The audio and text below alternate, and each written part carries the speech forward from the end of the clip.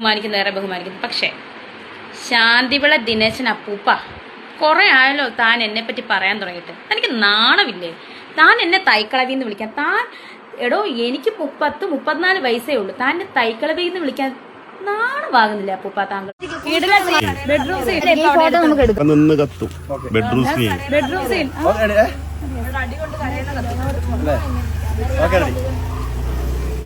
ഈ രേണുസുധിയുടെ വിഷയം ശരിക്കും പറഞ്ഞാൽ ചെയ്യാൻ വലിയ താല്പര്യമൊന്നുമില്ല. പക്ഷേ ഈ പെണ്ണുപിള്ളയുടെ അഹങ്കാരം കാണുമ്പോഴത്തേക്ക് ചെയ്തു പോകുന്നതാണ്. ഒട്ടുമിക്ക യൂട്യൂബേഴ്സും അത് തന്നെയാണ്. ശരിക്കും പറഞ്ഞു കഴിഞ്ഞാൽ നമ്മൾ എത്രത്തോളം അവോയ്ഡ് ചെയ്യാനായിട്ട് ശ്രമിച്ചു കഴിഞ്ഞാലും ഇവർ പിന്നെയും പബ്ലിക്കിന് മുന്നിൽ ഓരോന്നായിട്ട് ഇട്ട് തന്നുകൊണ്ടിരിക്കുകയാണ്. ഞാൻ ശാന്തിവിള ദിനേശൻ്റെ ഒരു വീഡിയോ ചെയ്തിട്ടുണ്ടായിരുന്നു. ആ വീഡിയോ ചെയ്യുന്ന സമയത്ത് ഞാൻ ശാന്തിവിള ദിനേശനെ വിമർശിച്ചുകൊണ്ടാണ് ഞാൻ വീഡിയോ ചെയ്തത്. കാര്യം ശാന്തിവിള ദിനേശൻ വന്നിരുന്ന ഒരു സ്ത്രീയെ പച്ചയ്ക്ക് അങ്ങ് അപമാനിക്കുവാണ്. അതൊട്ടും ശരിയുള്ളൊരു കാര്യമല്ല. രേണുവിൻ്റെ പേര് പറഞ്ഞില്ലെങ്കിൽ പോലും അത് രേണു ആണെന്ന് തന്നെ കേൾക്കുന്നവർക്ക് മനസ്സിലാക്കാൻ പറ്റൂ. എന്തായാലും രേണുവിൻ്റെ ഭാഗത്ത് നിന്ന് അതിൻ്റെ ഒരു എക്സ്പ്ലനേഷൻ വന്നിട്ടുണ്ട്. നമുക്ക് ആദ്യം ആ വീഡിയോ ഒന്ന് കാണാം. Hi, hello, രേണുസുധിയാണ്. എയർ തന്നെയാണ് എപ്പോഴും. എയറിന്ന് ഇറങ്ങിയിട്ടില്ല. എനിക്ക് അനുകൂലമായിട്ട് കുറേ വ്ളോഗേഴ്സ് ഉണ്ട്, കുറച്ച് പേരുണ്ട്. അവർക്കൊക്കെ ഒരുപാട് താങ്ക്സ്. സത്യം പറഞ്ഞാൽ സ്പെഷ്യൽ താങ്ക്സ് സജിന ചേച്ചിയുടെ വ്ളോഗ് ഞാൻ കണ്ടിരുന്നു. ഒത്തിരി താങ്ക്സ്. അപ്പോഴാണ് ഞാൻ അറിയുന്നത് ഈ നെഗറ്റീവ് പറയുന്നവർ ഓരോ എന്നെ അനുകൂലം. അയ്യോ, അവർ അന്നേരം അറിയുന്നത് നെഗറ്റീവിനെ പറ്റിയിട്ട്, അല്ലാതെ അവർക്ക് നെഗറ്റീവിനെ പറ്റിയിട്ട് അറിയത്തേ ഇല്ല. എന്ത് പറഞ്ഞാലും പറയുന്നത് എൻ്റെ ഫ്രണ്ട്സ് അയച്ചു തന്നു, അല്ലെങ്കിൽ എൻ്റെ സജീന ചേച്ചി എനിക്ക് അയച്ചു തന്നു എന്നിട്ടാണ് ഞാൻ കാണുന്നത്. ഇവർ സകല വീഡിയോസും കുത്തിയിരുന്ന് കാണുന്നുണ്ട്. ഓരോ ആൾക്കാരുടെ വീഡിയോ ഇരുന്ന് കണ്ടിട്ട്, പ്രത്യേകിച്ച് നെഗറ്റീവ് പറയുന്ന ആൾക്കാരുടെ വീഡിയോ ഇവരിരുന്ന് കണ്ടിട്ട് അവരെ എങ്ങനെ അടിയിൽ കൂടെ പണിയാൻ പറ്റും എന്നൊക്കെ ചിന്തിച്ചുകൊണ്ട് കിടക്കുന്ന വ്യക്തിയാണ് രേണു. ഞാൻ ഇത് പറയണമെങ്കിൽ ഞാൻ വെറുതെ വന്നതെന്ന് പറയത്തില്ല. രേണുവിൻ്റെ ഭാഗത്ത് നിന്ന് കുറേ ആൾക്കാരെ പണിയാൻ വേണ്ടിയിട്ട് പല ആൾക്കാരെയും സമീപിച്ചതായിട്ട് എനിക്കറിയാനായിട്ട് സാധിച്ചിട്ടുണ്ടായിരുന്നു. അതായത് രേണു എത്ര ശ്രമിച്ചിട്ട് നടക്കുന്നില്ല, പക്ഷെ എന്നാൽ വേറെ ആൾക്കാരെയും കൊണ്ട് പണിയിപ്പിക്കുക, ആ പരിപാടിയൊക്കെ പുള്ളിക്കാരത്തി അടി കൂടെ ചെയ്യുന്നുണ്ട്. എന്നിട്ട് പറയുന്നുണ്ടല്ലേ, ഞാനിതൊന്നും കാണാറേ ഇല്ല, ശ്രദ്ധിക്കാറേ ഇല്ല. ായിട്ട് പറയുന്ന ബ്ലോഗിലൂടെയാണ് ഞാൻ നെഗറ്റീവ് കേൾക്കുന്നത്. അതായത് നെഗറ്റീവ് പറയുന്ന റിയാക്ഷൻസ് കേൾക്കുന്നത്. സിനിമാക്കാരെ ഞാൻ ബഹുമാനിക്കുന്നതാണ്. എൻ്റെ ഹസ്ബൻഡ് ഒരു സിനിമാക്കാരനാണ്.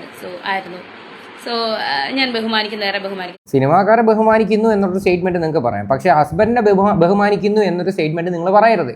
നിങ്ങൾ എന്ത് കോപ്രായോ കാട്ടിക്കൂട്ടിയത്? അതായത് ആ മരിച്ചൊരു വ്യക്തിയെ തന്നെ അപമാനിക്കുക. നിങ്ങൾ പുതിയതായിട്ട് കല്യാണം കഴിക്കുകയോ കഴിക്കാതിരിക്കുകയോ അതൊക്കെ നിങ്ങളുടെ പേഴ്സണൽ കാര്യമാണ്. പക്ഷേ നിങ്ങൾ ആ ഒരു മനുഷ്യനെ അപമാനിക്കാൻ ശ്രമിക്കുന്ന കാര്യം എന്തിനാണ്? ആ ഒരു മനുഷ്യൻ്റെ പേരും വെച്ചിട്ട് എത്രത്തോളം ഫേമസ് ആകാൻ പറ്റുമോ അതിൻ്റെ അങ്ങ് അറ്റത്തോളം ഫേമസ് ആയി. ഇനിയും പിന്നെയും ആ ഒരു മനുഷ്യന് ഒരു സ്വസ്ഥത കൊടുക്കാതെ പെരുമാറിക്കൊണ്ടിരിക്കുക. പക്ഷേ ശാന്തിവിള ദിനേശൻ അപ്പൂപ്പ കുറേ ആയല്ലോ താൻ എന്നെ പറ്റി പറയാൻ തുടങ്ങിയിട്ട്. തനിക്ക് നാണമില്ലേ? താൻ എന്നെ തൈക്കളവിന്ന് വിളിക്കാൻ. താൻ എടോ എനിക്ക് 34 വയസ്സേ ഉള്ളൂ. താൻ എന്നെ തൈക്കളവിന്ന് വിളിക്കാൻ നാണമാകുന്നില്ല അപ്പൂപ്പ താങ്കൾക്ക്? ഞാൻ പറഞ്ഞല്ലോ, ദുബായ് റിട്ടേൺ തനിക്ക് അയച്ചു തന്നെന്ന്. ഞാൻ തുണി പറിച്ച് നൃത്തം ചെയ്യുന്ന വീഡിയോ. താനെന്ന് ധൈര്യം ഉണ്ടെങ്കിൽ സോഷ്യൽ മീഡിയ ഇടണോ? രേണുസുധി തുണി പറിച്ച വീഡിയോ സോഷ്യൽ മീഡിയ ഇടണമെന്നാണ് പറയുന്നത്. അയാൾ പറഞ്ഞതേ വിവരക്കേട്. അതിന് അഗെയിൻസ്റ്റ് ആയിട്ടൊക്കെ നമ്മൾ സംസാരിച്ചിട്ടുണ്ടായിരുന്നു. പക്ഷേ നിങ്ങൾ എന്തിനാ ഇതൊക്കെ എടുത്തു വെച്ചിട്ട് റിയാക്ട് ചെയ്യാൻ പോകുന്നത്? നിങ്ങൾക്ക് ബുദ്ധിമുട്ടുണ്ടെങ്കിൽ നിങ്ങൾക്ക് കേസ് കൊടുക്കാം. അങ്ങനെ ഒരു ഓപ്ഷൻ ഇവിടെ ഉണ്ട്. പക്ഷേ പിന്നെയും നിങ്ങൾ പോയി അങ്ങോട്ടും ചൊറിയുവാണ്. പിന്നെ ശാന്തിവിള ദിനേശൻ പറയുന്നത് അത്ര മഹത്തായ കാര്യങ്ങളൊന്നും അല്ല. അത് അയാളുടെ ഭാഗത്തെ മിസ്റ്റേക്ക് തന്നെയാണ്. ഒരു സ്ത്രീയെ പറ്റിയിട്ട് ഇങ്ങനെ വന്നിരുന്ന പച്ചയ്ക്ക് അപമാനിക്കേണ്ട കാര്യമില്ല. കാര്യം അതായത് രേണു പക്ക ഒരു പോക്ക് കേസ് എന്നുള്ള രീതിയിലാണ് വന്നിരുന്ന് സംസാരിക്കുന്നത്. പിന്നെ രേണുവിൻ്റെ അടുത്ത് പറയാനുള്ള ഒരു കാര്യം എന്ന് പറഞ്ഞു കഴിഞ്ഞാൽ, ഇപ്പോൾ പല ഈ പറയുന്ന പ്രൊമോഷൻ്റെ ഭാഗമായിട്ട് നിങ്ങൾ ബാറുകളിൽ പോകാറുണ്ട്, ഡാൻസ് കളിക്കാറുണ്ട്. ഇങ്ങനെയൊക്കെ ഓരോ കാര്യങ്ങൾ നിങ്ങൾ ചെയ്യുന്ന സമയത്ത് നിങ്ങൾ എന്തോ പറയണ്ടേ, എല്ലാത്തിനും ഒരു പരിധിയുണ്ട്, ഒരു മര്യാദയുണ്ട്. നിങ്ങളുടെ ഭാഗത്ത് നിന്ന് കൂടുതൽ അങ്ങ് ഓവറായിട്ട് ഓരോന്നൊക്കെ കാണിച്ചു കഴിഞ്ഞാൽ ഇങ്ങനെയൊക്കെ ആൾക്കാർ വന്നിരുന്ന് സംസാരിക്കും.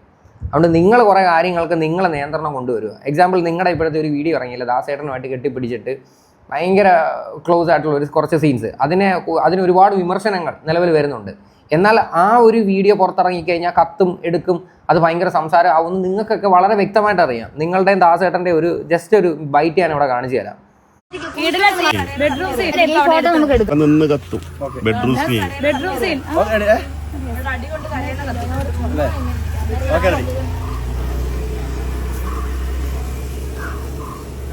കണ്ടോ, ഇതിൽ തന്നെ നിങ്ങൾ പറയുന്നുണ്ട് ബെഡ്റൂം സീൻ ഇറങ്ങിക്കഴിഞ്ഞാൽ നിന്ന് കത്തുമെന്ന്. നിങ്ങൾക്ക് വളരെ വ്യക്തമായിട്ട് അറിയാം. ഞാൻ കഴിഞ്ഞ ഈ വീഡിയോ അതെനിക്ക് തോന്നുന്നു ഞാനായിരുന്നു തോന്നുന്നു ഫസ്റ്റ് റിയാക്ട് ചെയ്ത സമയത്ത് നിങ്ങളുടെ ഒരു സ്ക്രീൻഷോട്ട് അവിടെ സൈഡിൽ കൊടുത്തിട്ടുണ്ടായിരുന്നു. അത് നിങ്ങൾ സ്റ്റോറി ഇട്ടിരിക്കുന്ന ഇങ്ങനെയായിരുന്നു, എക്സ്ക്ലൂസീവ് രംഗങ്ങൾ പുറത്തു എന്നുള്ള രീതിയിൽ. എക്സ്ക്ലൂസീവ് രംഗങ്ങളെന്ന് നിങ്ങൾ ഉദ്ദേശിക്കുന്നത് എന്താ, വേറെ വല്ലതും ആണോ എന്ന് വളരെ വ്യക്തമായിട്ട് ഞാൻ ചോദിച്ചിട്ടുണ്ടായിരുന്നു. പക്ഷേ ഇവിടെ നിങ്ങൾ തന്നെ ഇത് സോഷ്യൽ മീഡിയയിൽ കൊണ്ടുവന്ന് ഇട്ടിട്ട് നിങ്ങൾ ഇതിന് കുറ്റം പറയുന്ന ആൾക്കാരെ നിങ്ങൾ തിരിച്ച് ചീത്ത വിളിച്ചിട്ട് എന്ത് പറയാനുള്ളത്? കാര്യം നിങ്ങൾക്ക് വേണ്ട ഇതൊക്കെ തന്നെയാണ്. ശരിക്കും പറഞ്ഞാൽ നാട്ടുകാർ മൊത്തം നിങ്ങളെ തെറി പറയണം, എന്നിട്ട് അതിൻ്റെ പേരും പറഞ്ഞിട്ട് നല്ല രീതിയിൽ റീച്ച് ഉണ്ടാക്കണം, എന്നിട്ടാണ് നിങ്ങൾ ഇങ്ങനെയൊക്കെയുള്ള ഡയലോഗുകളൊക്കെ വന്ന് പറയുന്നത്. ഇനി ഒന്നും പറയാനില്ല. കാര്യം നിങ്ങളത്തൊക്കെ എത്ര പറഞ്ഞാലും നിങ്ങൾ നന്നാവാൻ പോകുന്നില്ല. നിങ്ങളൊരു ബേസിക് നേച്ചർ ഇങ്ങനെയാണ്. നിങ്ങൾ കുറച്ച് നാളുകൾക്ക് മുന്നേ പറഞ്ഞൊരു ഡയലോഗുണ്ട്, ഞാൻ ഇനി കല്യാണം കഴിക്കത്തില്ല എന്നും ഞാൻ മരണം വരെ എനിക്ക് സുധിച്ചേട്ടൻ്റെ ഭാര്യയായിട്ട് എനിക്ക് ജീവിക്കണമെന്നാണെന്ന്. ഇപ്പോൾ എങ്ങനെ ഇരിക്കുന്നു? ഇപ്പോൾ അടുത്ത മുസ്ലിം മതം സ്വീകരിക്കാൻ വരെ പോവുക, കല്യാണം കഴിച്ചിട്ട്. പുതിയ കാമുകൻ മുസ്ലിംകാരനാണെന്നുള്ള രീതിയിലാണ് രേണു വരുത്തി തീർക്കുന്നത്. എന്തായാലും രേണു കുറച്ച് നാളുകൾക്ക് മുന്നേ പറഞ്ഞ ആ വീഡിയോ ഞാൻ കാണിക്കാം. ഞാൻ 1 വർഷമാവുന്നതിന് മുന്നേ വേറെ കിട്ടും, കിച്ചുവിനെ ഋതുവിനെ അല്ല കിച്ചുവിനെ അടിച്ചിറക്കും എന്നൊക്കെ പറഞ്ഞ് ഞാൻ നെഗറ്റീവ് കേട്ടതാണ്. എനിക്കമ്മേ പറയാനുള്ളൂ, ഞാൻ വേറെ കല്യാണം കഴിക്കത്തില്ല. എൻ്റെ ലൈഫിൽ കൊല്ലം സുധിച്ചേട്ടൻ്റെ വൈഫ് എന്ന രീതിയിലല്ല, കൊല്ലം സുധിച്ചേട്ടൻ്റെ വൈഫായിട്ട് തന്നെയാണ് എൻ്റെ ലൈഫ് ലോങ് നിൽക്കാൻ ഞാൻ ആഗ്രഹിക്കുന്നത്. അങ്ങനെ ചെയ്യത്തുള്ളൂ. ഉറച്ച തീരുമാനമാണ്. എൻ്റെ വൈഫായിട്ട് തന്നെ ജീവിക്കാനാണ് തീരുമാനം. അത് കല്യാണത്തിലോട്ട് എത്തോ ഇല്ലയോ എന്നൊന്നും അറിയുന്നില്ല. ഇച്ചായനാണോ ഏട്ടനാണോ ഇക്കയാണോ എന്നൊക്കെ നമുക്ക് നോക്കാം അല്ലേ? കേട്ടല്ലോ, അതായത് യാതൊരു നിലപാടും ഇല്ലാത്ത ഒരു സ്ത്രീ ഇതിൽ നിന്ന് തന്നെ വ്യക്തമാണ്. സ്വന്തമായിട്ട് ഇവർ തന്നെ എന്താണ് വന്ന് പറയുന്നതെന്ന് ഇവർക്ക് തന്നെ അറിയത്തില്ല. ഈ രേണു ഒരിക്കലും കല്യാണം കഴിക്കേണ്ടെന്ന് ഒരു മനുഷ്യരും പറയുന്നത് ഞാൻ കണ്ടിട്ടില്ല. രേണു കല്യാണം കഴിക്കണമെന്ന് തന്നെയാണ് എൻ്റെ ഒരു അഭിപ്രായം. പക്ഷേ എന്തിനാണ് ഇവരിങ്ങനെ മാറ്റിയും തിരിച്ചുമൊക്കെ സമൂഹത്തിന് മുന്നിൽ വന്ന് സംസാരിക്കേണ്ട ആവശ്യം? എന്തായാലും ഇവരെ ചുറ്റിപ്പറ്റിയിട്ടുള്ള ഇങ്ങനെയുള്ള വിവാദങ്ങളും വിഷയങ്ങളും ഒരിക്കലും അവസാനിക്കാനായിട്ട് പോകുന്നില്ല. ഇവരിങ്ങനെ ഓരോന്നായിട്ട് ഇട്ടുകൊണ്ടേയിരിക്കുക. ഇപ്പം അതിരുവിട്ടാണ് ഇവർ പെരുമാറുന്നത്. പല കാര്യങ്ങളും നമ്മുടെ സോഷ്യൽ മീഡിയയിൽ വന്ന് സംസാരിക്കാൻ പറ്റുന്നതിന് എന്ത് പറയണ്ട, ഒരു ലിമിറ്റുണ്ട് പല കാര്യങ്ങളും നമ്മൾ സംസാരിക്കുന്നതിന്. അതുകൊണ്ടാണ് ഞാൻ ആ ഒരു ലിമിറ്റിനകത്ത് നിന്ന് സംസാരിക്കുന്നത്. ഞാൻ ഇവരുടെ ജസ്റ്റ് ഒരു വീഡിയോ കാണിക്കാം. ഇവരിപ്പം ഇൻസ്റ്റാഗ്രാമിൽ ഇട്ടൊരു വീഡിയോ അത്.